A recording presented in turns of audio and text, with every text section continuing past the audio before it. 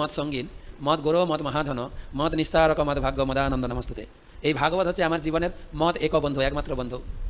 এখন তো আপনার অনেক বন্ধু আছে, আপনি ইয়াং ছেলে বা ইয়াং মেয়ে, ইয়াং ছেলে হলে কত মেয়ে আপনার পিছনে করবে, ইয়াং মেয়ে হলে কত ছেলে আপনার পিছনে করবে। কিন্তু যখন একটা সময় আসবে আপনার পিছনে কেউ থাকবে না, আপনার পরিবারের লোকও থাকবে না, আপনি বাস করবেন পরের বাড়িতে। জানেন, যে কোনো বৌমাকে জিজ্ঞেস করবেন আপনার বাড়িতে কে আছে, আমি, আমার স্বামী, একটা ছোট্ট বাচ্চা, জানেন শ্বশুর শাশুড়িও আমার কাছে থাকে। আপনি কার বাড়িতে থাকবেন? বৌমার বাড়িতে। এটা বাস্তব সত্য। শুধু বৌমা বলে না, ছেলেও বলে। ছেলেকে জিজ্ঞেস করবেন কে আছে বাড়িতে, আমি, আমার স্ত্রী, এখন বাবা মাও আমার ঘাড়ে থাকে। ছেলেরা বলছে, এটা ভাগবতমও বলছে আপনাকে পরের বাড়িতে বাস করতে হবে। তো তখন কেনার ক্ষমতাও থাকবে না। যদি বলেন বৌমা ইস্কনের একটা বই আছে ভাগবত, এটা কিনতে চাই, পড়তে চাই, বলে কত টাকা দাম? 6,500। হ্যাঁ, 6,500। বৌমার মুখটা হাঁ হয়ে যাবে। আপনার নাতি নাতনির স্কুলের বই কেনার টাকা পাচ্ছি না, আপনি ভাগবত কিনবেন, আপনাকে কলেজ স্ট্রিট থেকে 10 টাকার একটা গীতা কিনে দেবো, ওইটাই পড়েন, এইটুকু বলবে। এখন কিনুন, সময় পেলে পড়বেন, নাহলে কাজে লাগবে কখন? কাজে লাগবে কখন? রিটায়ার লাইফে। তখন কেউ দেখবে না। কিন্তু বহুপাতকে দেখেননি তার স্ত্রী, বহুপাত ছড়ি চালিয়েছেন সারা পৃথিবীকে, কিন্তু দজ্জাল নিজের বউটাকে ভক্ত করতে পারেনি। তো ইতিহাস দেখুন কি বলছে। আমরা ভাগবতের সঙ্গে একটা গিফট প্যাক দিচ্ছি, ওতে ইস্কনের ইতিহাস বলে একটা বই আছে, বহুপাত। তো মদ এক বন্ধু, আমার জীবনের একমাত্র বন্ধু কে? ভাগবতম। মদ এক সঙ্গীন, আমার জীবনের একমাত্র সঙ্গী হচ্ছে ভাগবতম। মদ গুরু মদ মহাধন, আর এটা হচ্ছে আমার গুরু, আর এটা হচ্ছে মহাধন। আপনার টাকা পয়সা ঘর বাড়ি এ বলে ধন, যেটা আপনি যতদিন বাঁচবেন কাজে লাগবে। কিন্তু ভাগবত হচ্ছে মহাধন, মহাধন। এই জীবনেও কাজে লাগবে, আপনার কয়েক জেনারেশনের কাজে লাগবে, আপনার পরের জীবনে কাজে লাগবে। মদ নিস্তারক মদ ভাগ্য, আমাকে নিস্তার করবে কে? এই ভাগবতম। মদ ভাগ্য, আমার ভাগ্য খুলে দেবে এই ভাগবতম। মদানন্দ নমস্তুতে, আমার জীবনের আনন্দ ফিরিয়ে দেবে সেই ভাগবতমকে আমি প্রণাম করি, শাস্ত্রে বলছে। তো সেটাই আমাদের ভাগবত বিতরণের একটা স্পেশাল অফার চলছে এবং সুযোগ চলছে। আপনি এবং আপনার আত্মীয় স্বজনের বাড়িতে রাখতে পারেন। আর আপনি প্রচার করুন না করুন, প্রচার হবেই। যেরকম মহাপ্রভু ভবিষ্যৎবাণী করেছেন, পৃথিবীতে আছে যত নগরাদি গ্রাম সর্বত্র প্রচার হবে মোর নাম। সারা পৃথিবীতে এই হরিনাম প্রচার হবে। প্রভুপাদ না করলেও হতো, কিন্তু প্রভুপাদ করেছেন বলে প্রভুপাদের জয় জয়কার। ঠিক সেরকম নারদমুনি ভবিষ্যৎবাণী করেছেন, ব্যাসদেব তুমি ভাগবতম লেখো, তোমার ভাগবতম আমি প্রতি বাড়িতে পৌঁছে দেবো। কে দায়িত্ব নিয়েছেন? নারদমুনি। ভক্তিদেবীকে বলছেন, ভক্তিদেবী তুমি দুঃখ করো না, এই ভাগবত প্রচারের মাধ্যমে তোমাকে প্রত্যেক বাড়িতে, প্রত্যেক ব্যক্তির হৃদয়ে তোমাকে প্রতিষ্ঠিত করব। যদি না করতে পারি আমার নাম নারদ নয়, বলেছেন। এবারে আপনি দুটো প্রচার করে দিলে আপনার নাম হবে। এটাই হচ্ছে দায়িত্ব। তো বড়। 6,500, যেখানে 2 টাকার লোকে গীতা কিনে পড়ে দাম হচ্ছে মাত্র 6,500। এখন হয়তো অবাক হচ্ছেন, 2 মাস পরে, 1 মাস পরে আরেকটু অবাক হতে হবে, মাত্র 8,500 দাঁড়াবে। বাংলাদেশে বিক্রি শুরু হয়েছে। বাংলাদেশে 15 দিন ছিলাম গুরুমানের সঙ্গে, 12,500 টাকা বিক্রি করে এলাম। যে পৌপাত সম্বন্ধে শ্রবণ করেছেন, তারপরে জপ, হরিনাম জপ কিভাবে করতে হবে শুনেছেন। প্রথম দিন আমি গীতার কথাও বলেছি। তো আজকে কিসের জবান বলবো? নবদ্বীপ ধামা তো লেখা আছে না? কারা কারা পরিক্রমা করেছেন শুন দেখি। নবদ্বীপ মণ্ডল পরিক্রমা অনেক লোক কম। এই দোল পূর্ণিমা ঠিক আগে আগে 15 দিন আগে এই ধাম পরিক্রমা হয়, যেখানে আমরা বসে আছি। এটা বলে নবদ্বীপ ধাম। মায়াপুর একটা গ্রামের নাম, মূল ধাম হচ্ছে নবদ্বীপ। এই নবদ্বীপকে পরিক্রমা করা হয়। শাস্ত্রে বলা হয়েছে, আমি সংক্ষেপে বলবো, আধ ঘন্টা আছে আমার, আধ ঘন্টা ক্লাস দেবো।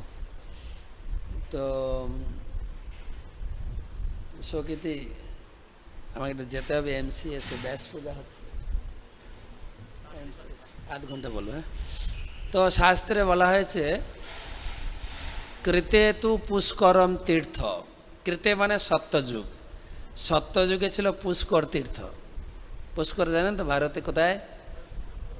রাজস্থান, আজমির, খুব বিখ্যাত তীর্থ। কিন্তু সেটা সত্যযুগে খুব তার জাগ্রত ছিল, খুব শ্রেষ্ঠ তীর্থ। ত্রেতায়াম নৈমিষম তথা, ত্রেতা যুগ আছে নৈমিষারণ্য। দাপরে তো কুরুক্ষেত্র, দাপর যুগে তীর্থ ছিল কুরুক্ষেত্র। কলৌ গঙ্গা সমাশ্রয়েত, কলিযুগে হচ্ছে গঙ্গার তীরবর্তী স্থান হচ্ছে তীর্থক্ষেত্র। তো গঙ্গার তীরবর্তী স্থানে আপনারাও তো থাকেন, কলকাতা তো গঙ্গার তীরেই। আর গঙ্গা শুরু হয়েছে হিমালয় থেকে শুরু করে প্রয়াগরাজ, পাটনা, তারপরে মালদা হয়ে এখানে ঢুকেছেন, এই সামনে দিয়ে গেছেন। কিন্তু শাস্ত্র বলে যেখানে চৈতন্যদেব আবির্ভূত হয়েছিলেন সেই স্থান, এই স্থানে চৈতন্যদেব এসেছিলেন। ব্রজেন্দ্র নন্দন যেই শচীসুত হইল সেই। চৈতন্যদেব কৃষ্ণের অবতার ছিলেন না, যেই ব্রজেন্দ্র নন্দন সেই চৈতন্যদেব। ব্রজেন্দ্র নন্দন যেই শচীসুত হইল সেই, বলরাম হইল নিতাই। ভগবান কৃষ্ণ দ্বাপর যুগে যে বৃন্দাবন লীলা করেছেন, কৃষ্ণ বলরাম শ্রীদাম দাম বসুদা মধুমঙ্গল এবং তার সখা সখী গোপী মঞ্জরী, পুরো টিমকে নিয়ে এসেছিলেন নবদ্বীপে। তফাৎটা ছিল একটাই, শাস্ত্রে বলছেন যে শ্রীকৃষ্ণ চৈতন্য প্রভু জীবে দয়া করি সপার্শ্বত স্বীয় ধাম সহ অবতরী। শ্রী চৈতন্যদেব তিনি জীবে দয়া করে এখানে এসেছিলেন, তিনি তার পার্শ্বদ এবং ধাম তিনি নিয়ে এসেছিলেন। যেরকম দেখবেন আমাদের দেশে, আমার বাড়ি ছিল মেদিনীপুর, আমি যখন বাড়িতে ছিলাম পুরো অর্কেস্ট্রা পার্টি গিয়ে মাঠে যাত্রাপালা করতো, বীণা দাশগুপ্ত। তখনকার দিনে টিকিটের দাম ছিল আজ থেকে 35 বছর আগে 25 টাকা, 30 টাকা, 50 টাকা। এখন টিকিটের দাম কত দাঁড়াবে? 3টা স্টেজ করে যাত্রাপালা করতেন। অর্থাৎ আমি বোঝাতে চাইছি তাদের নিজস্ব স্টেজ, নিজস্ব লাইট এবং নিজস্ব সাউন্ড এনে পুরো করে দিয়ে গুটিয়ে নিয়ে চলে যাবেন। ঠিক সেই রকম ভগবান ওই জগতে আসেন, পুরো নিজস্ব স্টেজ নিয়ে আসেন। এই স্টেজটা হচ্ছে ওনাদেরই, পুরো নবদ্বীপ ধাম। এবং প্লেয়ার কারা ছিলেন, অভিনেতা কারা ছিলেন, সব ওখান থেকে নিয়ে এসেছিলেন, এখানকার কেউ ছিলেন না। কৃষ্ণ এসেছিলেন চৈতন্য রূপে, রাধারানী এসেছিলেন, রাধারানী গদাধর রূপে, ললিতা স্বরূপ দামোদর, আর বিশাখা রায় রামানন্দ। আমাদের রাধারানীর পিতার নাম কি ছিল, কি নাম? বৃষভানু মহারাজ। তো রাধারানী যদি কৃষ্ণের স্ত্রী হয়, বৃষভানু মহারাজ হবেন শ্বশুর মশাই, নাকি? শ্বশুর মশাইকে কি বলে ডাকেন? প্রভু না কি বলে ডাকেন? শ্বশুর মশাইকে প্রভুরা কি বলে ডাকেন? বাবা বলে ডাকতে হবে কিন্তু। হ্যাঁ, নিজের বাবাকে বুড়ো বলে ডাকতে পারেন, অসুবিধা নেই। নিজের স্ত্রীর বাবাকে যদি বাবা বলে না ডাকেন, ঘরে কারগিল বাঁধবে পুরো, ঠিক না? কি গো, কি লোক তুমি একটা, আমার বাবাকে শ্বশুর বলতে তোমার লজ্জা হচ্ছে? তো চৈতন্য মহাপ্রভু তাই, যেহেতু বিশ্বভানু মহারাজ এই জগতে এসেছিলেন কি রূপে? পুণ্ডরিক বিদ্যানিধি, বাংলাদেশে জন্ম, পুণ্ডরিক বিদ্যানিধি। তো মহাপ্রভু তাকে কি বলে ডাকতেন জানেন? পুণ্ডরিক বাপ। নাহলে ঝগড়া বাঁধবে না ঘরে। প্রভু বলতে পারতেন, কিন্তু বাপ বলে রাখবেন, পুণ্ডরিক বাপ। তো পুরো টিম নিয়ে এসেছিলেন এখানে। আর এখানে এই নবদ্বীপে লীলা করেছিলেন।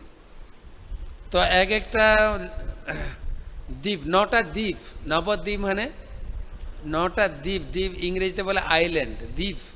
এখানে 16টা নদী আছে, কিছু এখন দেখা যায়, কিছু এখন অন্তর্ধান হয়ে গেছে। গঙ্গা, যমুনা, সরস্বতী, অলকানন্দা, মন্দাকিনী, গোমতী, এরকম 16খানা নদী আছে। সেই শ্রীমদ্ ভক্তি পুরুষোত্তম স্বামী মহারাজ ছোট্ট বই লিখেছেন, নবদ্বীপ পরিক্রমা, ডিটেলস পাবেন। তো দ্বীপ, এক একটা দ্বীপ। প্রথম দ্বীপের নাম হচ্ছে সীমন্ত দ্বীপ, মনে রাখবেন, সীমন্ত দ্বীপ।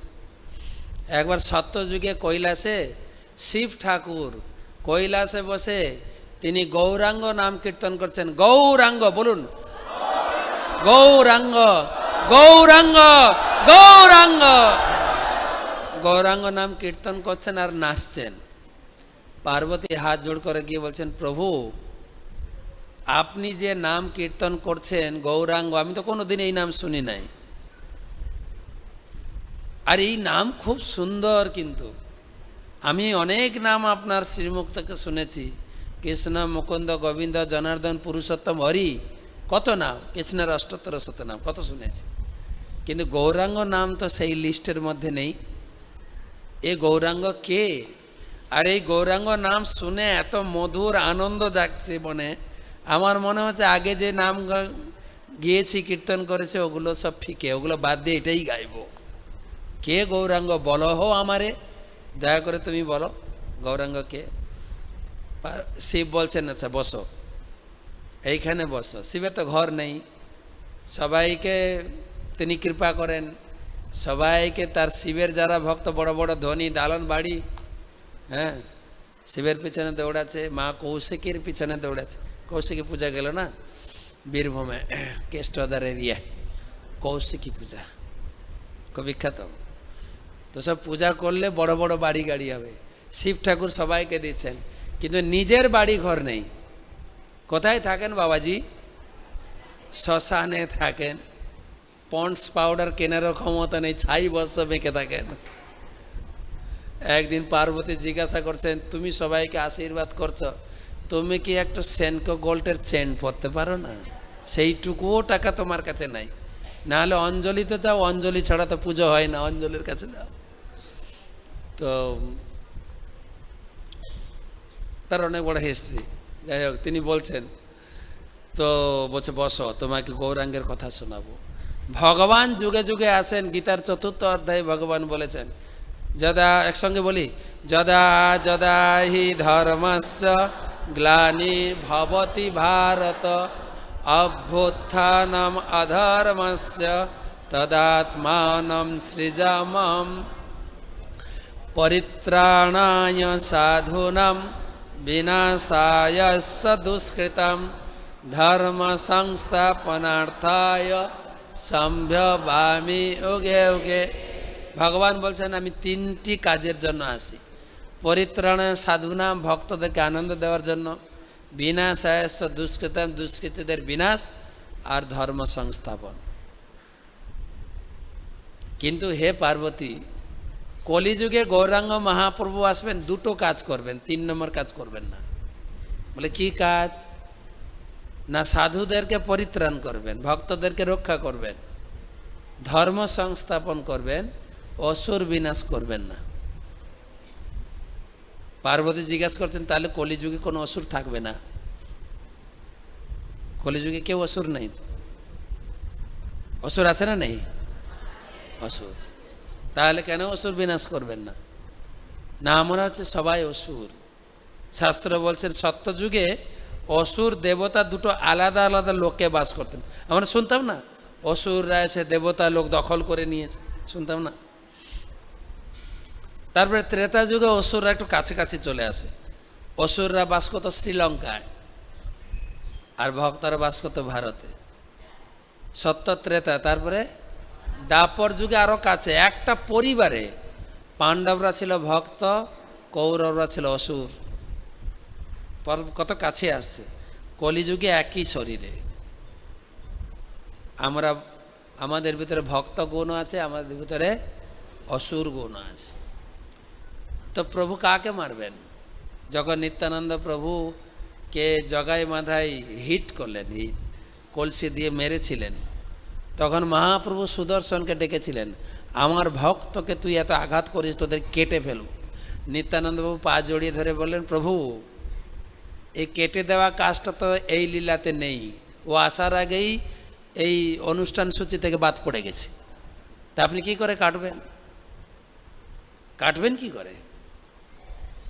কাটতে হলে সবাইকে কাটতে হবে, সবার ভিতরে অসুর গুণ ভক্ত গুণ আছে। তাই ইনাদেরকে আমি প্রথম দিন মনে হয় বলেছিলাম যে 2টো সাবান, বলেছি কি 2টো সাবানের কথা বলি, আগে বলেছিলাম। কাপড় ময়লা হয়েছে, কি দিয়ে কাপড় ধোবেন? ডিটারজেন্ট পাউডার না? শরীর ময়লা হয়েছে, কি দিয়ে ধোবে? তো অনেক অনেক সাবান আছে, ডাব, নারিকেল, লিরিল, স্যান্ডালিনা, কত কিছু আছে, আছে না? বডি সোপ, বডি ধোবেন বডি সোপ, কাপড় ধোবেন কাপড় কাচার সাবান দিয়ে, বাসনপত্র যদি নোংরা হয় কি দিয়ে ধোবেন? ভীমবার। প্রভুরা বলতে পারবেন, আপনি বলতে পারবেন ভীমবার। প্রভুরা ধোয়েই না, জানে না এসব, ভীমবার, তাই না? সব আলাদা আলাদা সাবান। হৃদয়ে ময়লা জমেছে, পরিষ্কার করবেন কোন সাবান দিয়ে? এই তিনটা সাবান কোনোটাই লাগবে না। দুটো সাবান মহাপ্রভু দিয়েছেন। একটা আছে হরিনাম, চেত দর্পণ মার্জনম ভব মহাদাবাগ্নি নির্বাপ। ভালো করে মাজতে হবে বাসন। চেত দর্পণ, যদি বাসনপত্র ধুয়ে এনে রেখে দেন ময়লা থেকে যাবে। অর্থাৎ হরিনামটা ভালো করে করতে হবে। নাড়ু গল্প শিখিয়েছেন, তাই না? শুধু ধুয়ে দিলে ময়লা পরিষ্কার। অনেক দিন তো আমরা দীক্ষা নিয়েছি, 10 বছর 15 বছর। ওই আগে যেরকম ছিলাম ওই রকমই আছে, তাই না? আছে কি না? মক্কা গিয়া মদিনা গিয়া কর কে আয়া হাজি, পহলে আদত বদল নেই ফের পাজি কে পাজি। বলে না, আমি মক্কা ঘুরে এসেছি, মদিনা ঘুরে এসেছি, হজ করে এসেছি, আমার নাম হচ্ছে হাজি সাহেব। কিন্তু আগের যে অভ্যাস বদমাশিটা কিন্তু যায়নি, সেই পাজিকে পাজি। তা আমরা হরিনাম করছি, দীক্ষাও নিয়েছি, অনেক সিনিয়রও, একটু পাল্টাইনি। কিন্তু কেন পাল্টাচ্ছে না? ওদের বাসন ধুয়ে এনে রেখে দিচ্ছি, মাজছি না তো। ভালো করে জপ করতে হবে।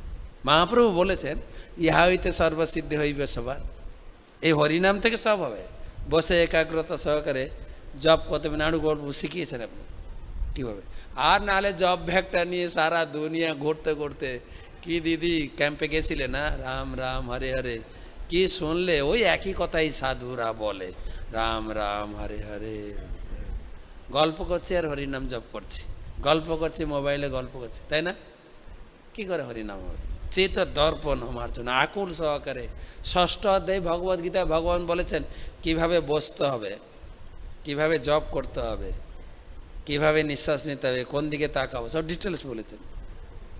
বসে একাগ্রতা সহকারে হরি কৃষ্ণ কৃষ্ণ কৃষ্ণ হরি হরি, হরি রাম রাম রাম হরি। মাস্ত। আর দ্বিতীয় সাবান হচ্ছে ভাগবতম। শৃণতা সকথা কৃষ্ণ পুণ্য শ্রবণ কীর্তন হৃদয়ন্তস্থ অভদ্রাণী বিধুনতি সুহৃৎসত। হরিকথা, ভাগবতমের কথা প্রতিদিন শুনতে শুনতে হৃদয়টা একদম ধুয়ে পরিষ্কার হয়ে যাবে। দুটো সাবান আর ইস্কন থেকে দেওয়া রয়েছে। আর একবার সাবান কিনবেন, কিন্তু অনেক দিন চলবে। এই সাবান বারে বারে কিনতে হবে না, একবার কিনবেন, মাত্র 6500 টাকা একবার সাবান কিনবেন, বাস। এ জিন্দেবি আপনিও মাখবেন, পরিবারের সব লোকও মাখবেন, কয়েক জেনারেশন মাখবেন, তাও শেষ হবে না যদি হারিয়ে না যায় আপনার। এই ভাগবত এমনভাবে বইটি বানানো হয়েছে, কয়েক জেনারেশন থাকবে। খুব মজবুতি কাগজ দিয়ে বাঁধানো হয়েছে একদম। তো হরিনাম দাও। তাই এই চৈতন্যদেব কাউকে হত্যা করবেন না, কৃপালু, সবাইকে প্রেম দেবেন। তখন পার্বতী শুনে বলছে, তাই নাকি?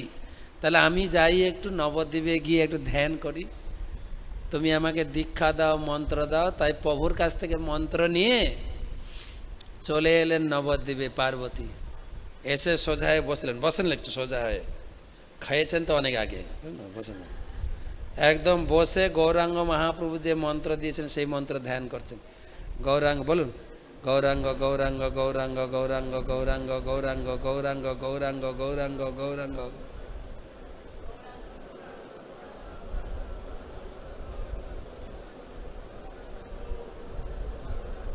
তো পার্বতী এখানে এরকম ধ্যানে বসে গৌরাঙ্গ নাম জপ করছিলেন।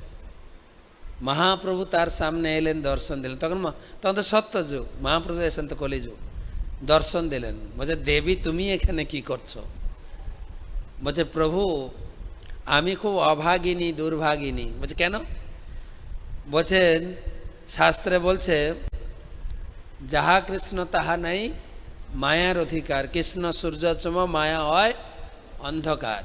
তুমি যেখানে থাকো ভগবান, তুমি যেখানে থাকো আমি সেখানে থাকতে পারি না, আমি মায়া দেবী। আর তোমার ভক্তরও মায়া মায়া বলে আমার সামনে আসে না, এই মায়া দেবী যাস না। তো আমি তোমার কৃপা থেকে বঞ্চিত আর ভক্তের কৃপা থেকে বঞ্চিত, তাই আমার জীবনের কি দাম? গৌরাঙ্গ মহাপ্রভু বলছেন, না, তুমি তো আমার শক্তি, আমি শক্তিমান, তোমাকে ছাড়া এই জগতে কোনো লীলাই আমার হয় না। তুমি বৃন্দাবনে যোগমায়া, আর যারা ভক্ত নয় বহির জগতের কাছে তুমি ত্রিশূল ধারিণী মহামায়া, একই ব্যক্তি। তুমি ছাড়া আমার কোনো লীলাই হয় না। তো অনেক বড় আলোচনা আছে চৈতন্য মঙ্গলে। তো শেষমেশ পার্বতী প্রণাম করেছেন, এরকম না কিন্তু, হ্যাঁ একদম মাথা ঠুকিয়ে প্রণাম করেছে। পার্বতী কালচার জানে, যেটা আমরা কালচার জানি না। তো প্রণাম করেছেন এবং প্রার্থনা করেছেন, প্রভু আপনার এই নবদ্বীপ লীলায় আমি থাকতে চাই, দর্শন করতে চাই, আমায় একটা ফ্ল্যাট কিনে দেন প্লিজ। তো মহাপ্রভু তার জন্য একটা কলিযুগে ফ্ল্যাট কিনে দিয়েছেন, এখন ওই বাড়িতে বাসা আছেন। কথা জানেন? আপনি তো কলকাতার লোক, মানে এই রাস্তায় যাবেন না, কৃষ্ণনগর নবদ্বীপ হয়ে যদি যান, নবদ্বীপের ঘাটে উঠলেই একটা বিশাল বটবৃক্ষ আছে, তার নিচে তিনি আছেন। তার নাম হচ্ছে পৌড়মায়া দেবী, পাশে আছেন শিব ঠাকুর, স্বামী স্ত্রী থাকেন। কিন্তু লোকে সাধারণত অপভ্রংশ হয় সেই জায়গার নাম বলে পোড়ামাতলা, পৌড়মায়া মন্দির।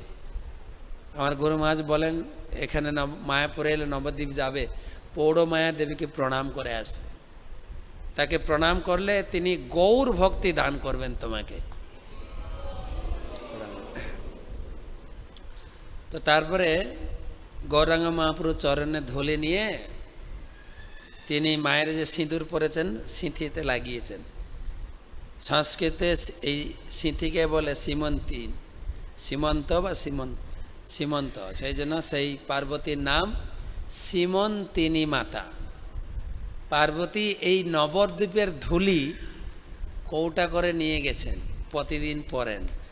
আপনার তো খুকুমনির পাউডার পরেন মনে হয়, আর মা পরেন কি নবদ্বীপের ধুলি নিয়ে গেছেন, প্রতিদিন পরেন। এই ধুলির মাহাত্ম এখানকার। তো যাওয়ার আগে কমপক্ষে একটু মেখে যান। আচ্ছা, শুধু মাতাজিরা মাখবেন না, প্রভুরাও মাখবেন? হ্যাঁ মাখবেন। এই ধুলিতে গড়াগড়ি দেবেন। আর এই গড়াগড়ি দেওয়ার জন্য আপনাকে আসতে হবে পরিক্রমায়। 8 দিন পরিক্রমা হয়। 9টা দ্বীপে আমরা বাস করি, 9টা দ্বীপে আমরা ঘুমাই, মাটিতে ঘুমাই, মাটিতে বসে খাওয়া, মাটিতে গড়াগড়ি, ধুলি হচ্ছে সাবান। কি আনন্দ!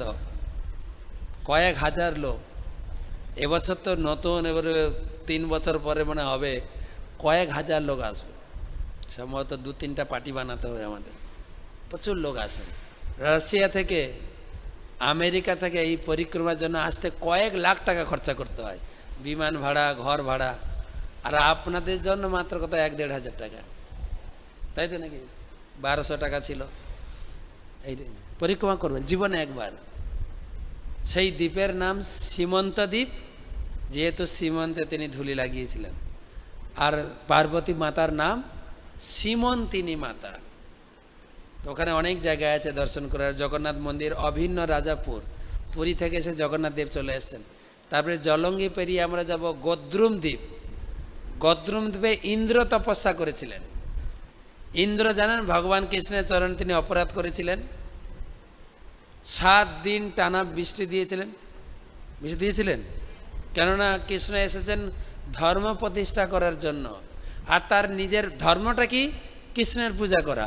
তার নিজের বাবা দেবদেবীর পূজা করে, ইন্দ্র পূজা করছিলেন। কৃষ্ণ ইন্দ্র পূজা বন্ধ করে গিরি গোবর্ধনের পূজা করালেন। ইন্দ্র রেগে গিয়ে 7 দিন বিশাল ঝড় আর বৃষ্টি, একদম কি বলে আমফান না ফণি, আমফান ফণি একসঙ্গে দুটোই দিয়েছেন। আমফান মনে আছে তো? আমফান। ফণি কিন্তু আসেননি। ফণি আসেন কেন জানেন? দিদি নবান্নের উপরে উঠে ঝাঁটা নিয়ে দাঁড়িয়েছিলেন, এই ফণি এদিকে আসবে না, ঝেঁটিয়ে তাড়িয়ে দেবো। তাই ফণি আসেনি পশ্চিমবঙ্গে, আমফান এসেছিল। তখন একটা পোস্ট বেরিয়েছিল, এই ফণি। তো আমফানের মতো ঝড়ো হাওয়া, 7 দিন 7 রাত। তখন কৃষ্ণ গিরি গোবর্ধন ধারণ করে তাদেরকে বাঁচিয়েছিলেন না? ইন্দ্র ভুল বুঝতে পারলেন, ইন্দ্রকে ভগবান বলেন, ইন্দ্র দেবদেবীর পূজা লোকে করবে, যারা আমার পূজা করবে না তারা দেবদেবীর পূজা করবে, এটা আমি শাস্ত্রে বলেছি। তা বলে তোমার এত সাহস আমার বাপের হাতে তুমি পুজো নেবে, কি ভেবেছোটা কি? ইন্দ্র বলছেন সরি, বলছে ঠিক আছে মাপ। কিন্তু ইন্দ্রকে ক্ষমা করে দিলেও ইন্দ্রের মনে শান্তি হলো না। কোনো বড় ব্যক্তি যখন ভুল করে না তার ভিতরে গ্লানি থেকে যায়। তখন তিনি চিন্তা করলেন, এই দাপর যুগে কৃষ্ণলীলায় তো আমার অপরাধ হয়ে গেল, কলিযুগে আবার ভগবান আসবেন, কলিযুগে আমি যাই, নবদ্বীপে আগে থেকে কিছু ব্যবস্থা করি যাতে অপরাধ না হয়। তাই নবদ্বীপে গদ্রুম দ্বীপে এসেছিলেন, তপস্যা করেছিলেন। সেখানে তপস্যা করেছিলেন, তখন মহাপ্রভু জন্মগ্রহণ করেননি। মহাপ্রভু আবির্ভূত হয়ে বললেন যে কি চাই বলুন দেবরাজ ইন্দ্র। বলছে প্রভু আমাকে আর সম্মান দিয়ে কথা বলেন না, আমি একটা গভেট, যা অপরাধ করেছি আপনার চরণে। বলে কী চান আপনি? না এই নবদ্বীপ লীলায় যেন কোনো অপরাধ আমি না করি, সেই আশীর্বাদ করুন। তা মহাপ্রভু বললেন নবদ্বীপ লীলায় তো কারোরই অপরাধ আমি নেব না, সবাইকে শুধু আশীর্বাদ করব। তো সেই লীলা হয়েছিল গদ্রুম দ্বীপে। সেখানে রয়েছে ভক্তিবিনোদ ঠাকুরের বাড়ি, যেখানে এই মন্দির 200 বছর আগে এই মন্দির তিনি দেখেছেন। যে টিএপিপি মন্দির হচ্ছে না, ভক্তিবিনোদ ঠাকুর রাত্রে দেখেছেন মন্দির। তার ছেলে বিমলা প্রসাদকে দেখিয়েছেন, দেখো তো উজ্জ্বল জ্যোতি সম্পন্ন একটা মন্দির দেখছে। বলছে হ্যাঁ। তাই প্রভুপাদ বলেছেন এই মন্দির 200 বছর আগে ভক্তিবিনোদ ঠাকুর দেখেছেন। তা আমাদের ডিউটি হচ্ছে ইট পাথর দিয়ে বানিয়ে লোককে দেখানো। কেউ যদি এই মন্দিরে একটু সাহায্য করে, কেউ একটা ইট দান করবে, কেউ একটা ইট তুলে দেবে মাথায়, কেউ কিছু দান করবে, সাক্ষাৎ ভক্তিবিনোদ ঠাকুর এসে আপনার হাত ধরে ভগবত ধামে নিয়ে যাবেন। সামনে 2024 সালে হয়তো মন্দির খুলে দেওয়া হবে।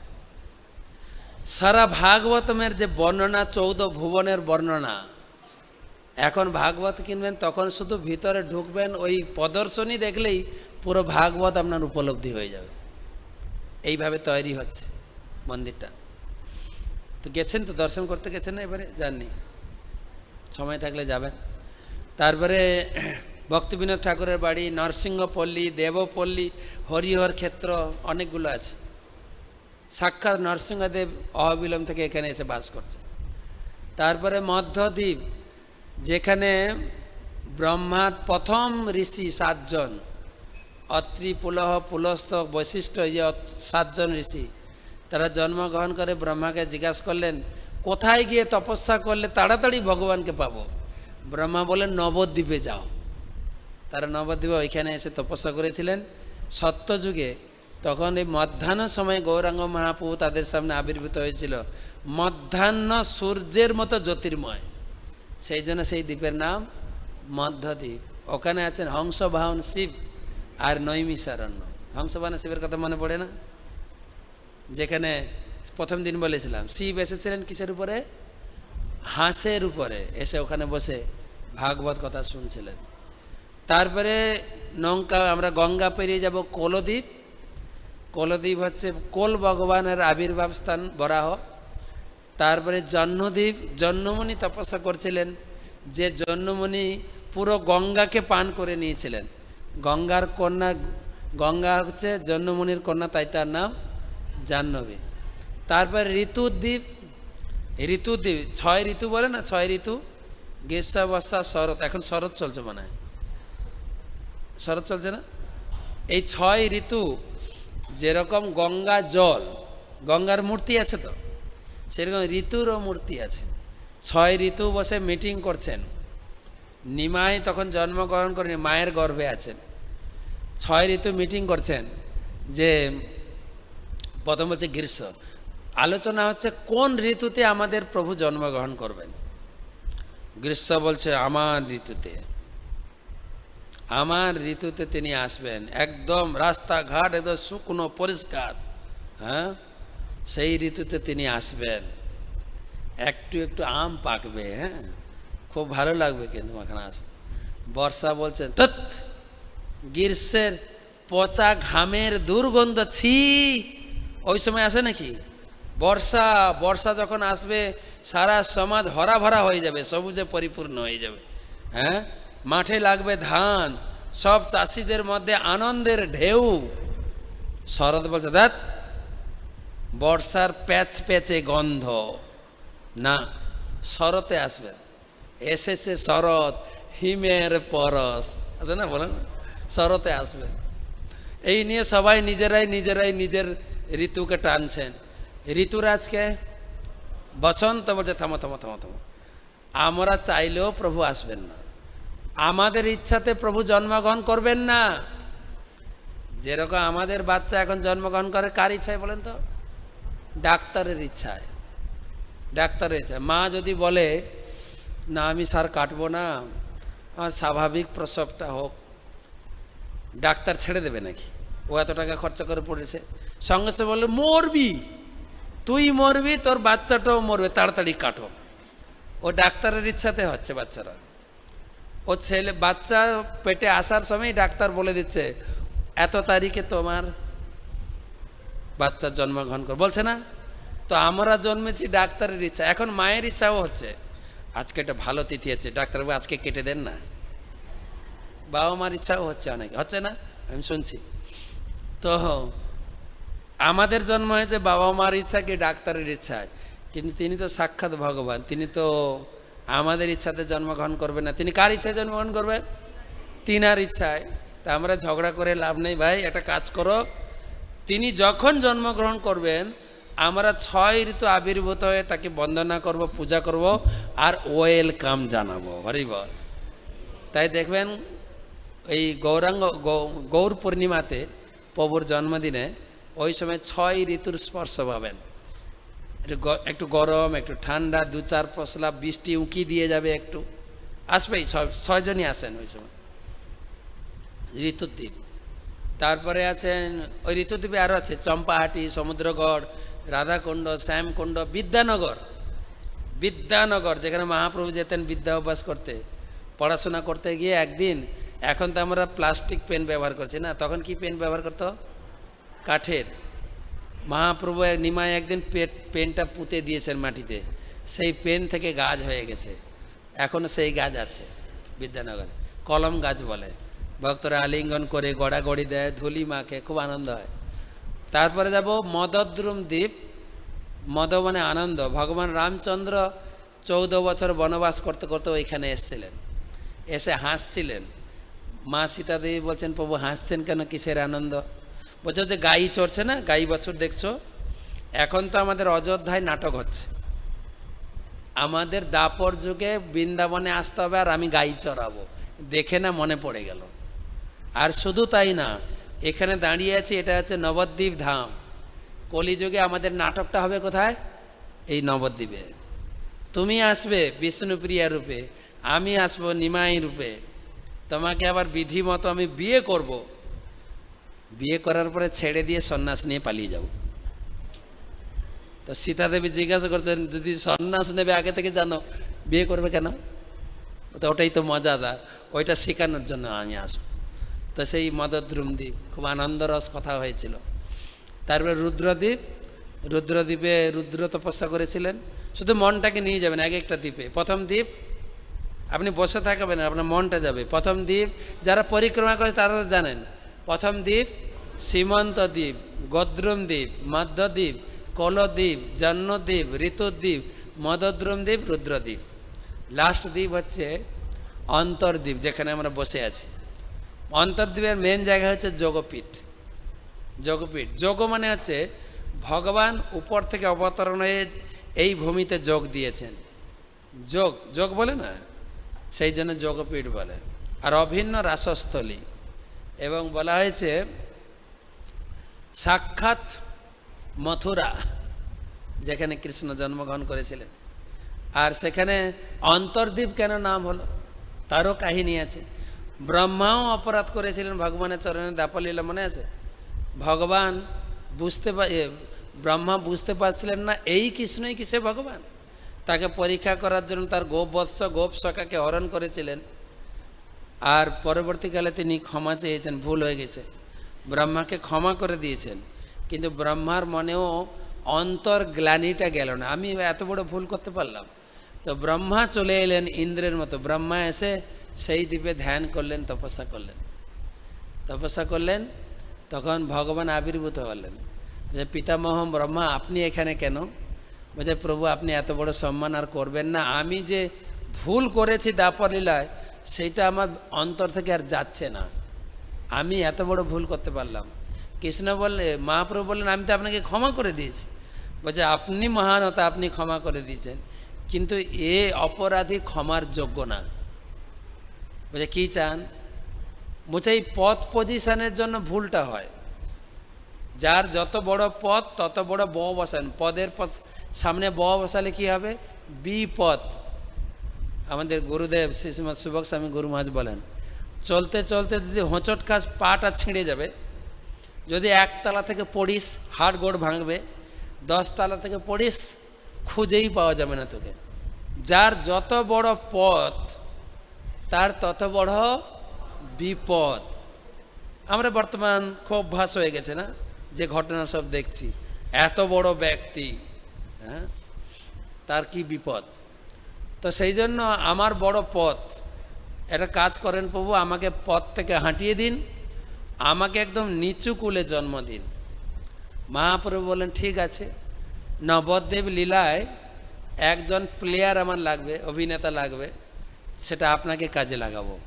আপনার জন্ম হবে যবনকুলে, 3 লক্ষ মালা জপ করবেন।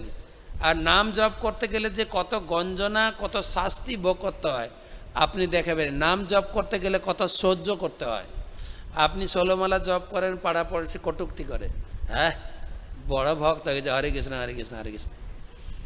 আবার যদি কোনো ভালো তিথিতে 1 লক্ষ মালা জপ করবেন, আপনাদের ভক্তরাই বা আমাদের ভক্তরাই বলবে বেশি হয়ে গেছে, গুরুদেব তো 16 মালা জপ করতে বলেছে, বেশি হয়ে গেছে, 1 লক্ষ মালা জপ। হ্যাঁ, আর যদি 3 লক্ষ মালা জপ করেন পিটুনি খাবেন, পিটুনি। হরিদাস ঠাকুর পিটুনি খেয়েছেন না? তো সে হরিনাম করতে গেলে যে কত কটুক্তি, কত লাঞ্ছনা গঞ্জনা সহ্য করেও হরিনাম ধরে রাখতে হয়, সেটা আপনাকে দিয়ে দেখাবো। আপনার নাম হবে নামাচার্য হরিদাস। তাই ব্রহ্মার অন্তরের প্রার্থনা মহাপ্রভু পূরণ করেছিলেন, সেই জন্য সেই দ্বীপের নাম অন্তর্দ্বীপ। আমাদের গুরু মহারাজ শ্রীমৎ জয়পতাকা স্বামী গুরু মহারাজ উনি বলেন, মায়াপুরে এলে অন্তর্দ্বীপে যাবে, যোগপীঠে যাবে, ওখানে মহাপ্রভু বিষ্ণুপ্রিয়া, লক্ষ্মীপ্রিয়া, জগন্নাথ মিশ্র, সচিমাতা আছে, তাদের কাছে প্রার্থনা করবে, তোমার অন্তরের সমস্ত বাসনা তারা পূরণ করবেন। সেই জন্য সেই দ্বীপের নাম অন্তর্দ্বীপ। তো এই হচ্ছে 9টা দ্বীপ। আরেকবার মনে করাই, প্রথম হচ্ছে সীমন্ত দ্বীপ, গদ্রুম দ্বীপ, মধ্যদ্বীপ, কলদ্বীপ, জন্মদ্বীপ, ঋতুদ্বীপ, মদদ্রুম দ্বীপ, রুদ্রদ্বীপ, লাস্টটা জোরে, লাস্টে অন্তর্দ্বীপ। সত্যযুগে এই দ্বীপে নরসিংহদেব এসছেন। ত্রেতা যুগে কে এসছেন? এখনই বললাম, রামচন্দ্র, লক্ষণ, সীতা এসছেন। দাপর যুগে কৃষ্ণ বলরাম এসছেন। কলিযুগে কে এসছেন? চৈতন্যদেব এসছেন পুরো টিম নিয়ে। পার্বতী এসেছেন, ব্রহ্মা এসেছেন, শিব এসেছেন, ইন্দ্র এসেছেন।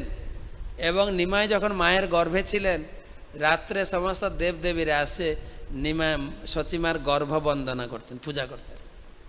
এই হচ্ছে সেই ধাম, সেই পবিত্র ধাম। সমস্ত দেবদেবীর চরণধুলা রয়েছে এখানে, ব্রহ্মার চরণধুলা, শিবের চরণধুলা আছে এখানে, সাক্ষাৎ চৈতন্য মহাপ্রভু পার্শ্বদের চরণধুলা।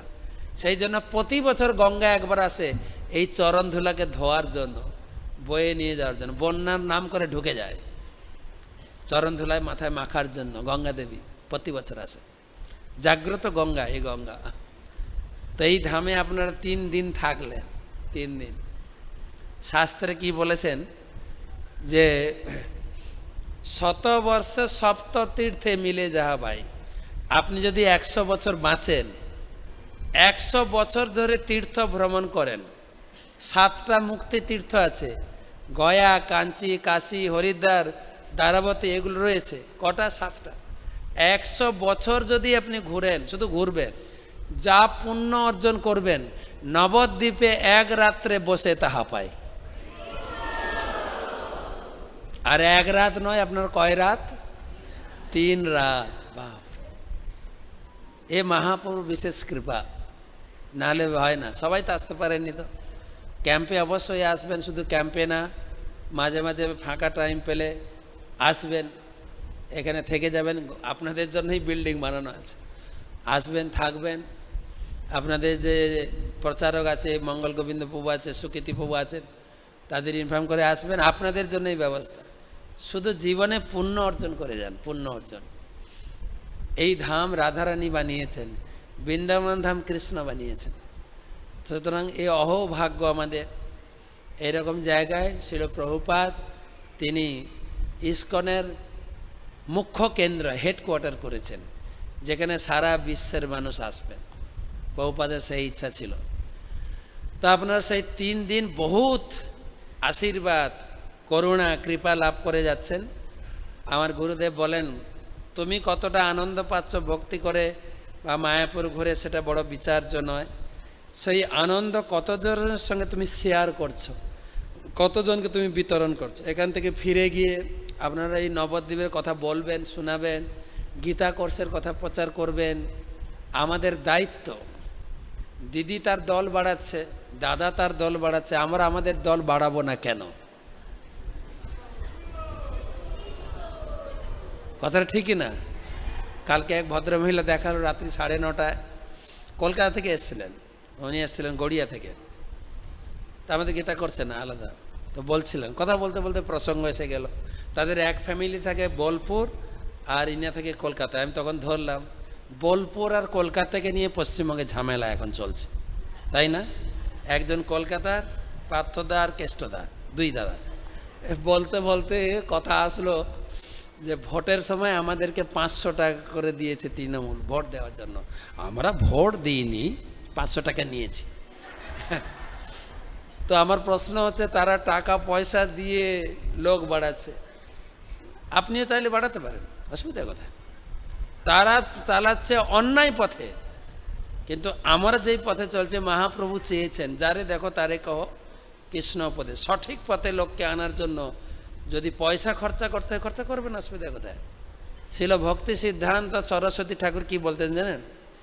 একটা লোককে ভক্ত করতে কয়েক হাজার গ্যালন রক্ত খরচা করতে হবে। একটা লোককে ভক্ত বানাতে কয়েক হাজার গ্যালন রক্ত খরচা করতে হবে আপনাকে। আর আবার তিনি বলছেন, যদি একটা লোককে কৃষ্ণ ভক্ত বানাতে পারো, অনন্ত কোটি হসপিটাল খোলা অপেক্ষা মহত্তর কাজ করবে তুমি। তো আরও বহু সংখ্যায় লোক ভক্ত হোক। আমাদের কলকাতায় রয়েছে লেক এভিনিউ, সেখানে রবিবার ক্লাস হয়, সেখানে লোক নিয়ে আসুন ধরে পাকড়ে। যে কোনো উপায়ে আপনাকে এই কৃষ্ণ ভক্তি অন্যকে দান করতেই হবে। আর যদি না করেন, চুপচাপ থাকেন, এটা খুব কঠিন কাজ। কিন্তু কঠিন কাজ মানে মারও খেতে হতে পারে। আমি জীবনে মার খেয়েছি, নিত্যানন্দ বাবু মার খেয়েছেন, খেয়েছেন না? আমার গুরুদেবও, তার জীবনের অনেক ঘটনা ঘটে গেছে প্রচার করতে গিয়ে। যারা গুরুদেবের জীবনী পড়েছেন জানেন, এখন জীবনী বেরিয়েছে, নতুন বই পড়বেন। এটা একটা সিস্টেম, পরম্পরা। তা আপনি এই গালাগালি শুনে যদি ঘরে থেকে যান, জীবনে কিছু হারাবেন। কিন্তু কমপ্লিট প্যাকেজ হচ্ছে আনন্দ। আপনি করবেন আর লোককে প্রচার করবেন। আর যদি না প্রচার করেন, আপনি কৃপণ। যদি আনন্দপূর্ণ জিনিস, ভালো জিনিস কারোর সঙ্গে শেয়ার না করেন, আপনি কৃপণ। তো সেই জন্য চেষ্টা করবেন। সবাইকে ধন্যবাদ জানাই। হরে কৃষ্ণ।